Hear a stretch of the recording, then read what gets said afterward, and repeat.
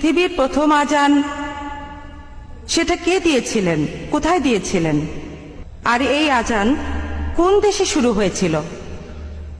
বোন, আপনি প্রশ্ন করলেন যে আজানের উৎপত্তি কিভাবে হয়েছে, কোন দেশে হয়েছে, আর সেটা কিভাবে শুরু হয়েছে। বোন, আজান শুরু হয়েছিল আরব দেশে, আরবের মদিনায়। আর সহিহ হাদিসে উল্লেখ করা আছে যে মদিনায় মসজিদ তৈরি করার পর নবীজি এবং সাহাবারা সালাতের ব্যাপারে আলোচনা করছিলেন, কিভাবে মানুষকে আহ্বান করা হবে। কেউ কেউ বলল ড্রাম বাজাও, কেউ বা বলল শাক বাজাও, এক একজন এক এক কথা বলল। হাদিস বলছে তখন একজন লোক, সেই লোক তার স্বপ্নের মধ্যে আজান শুনল। সে শুনল আজানের আওয়াজ, যেটা আমি আগে বলেছিলাম মানুষের কণ্ঠে।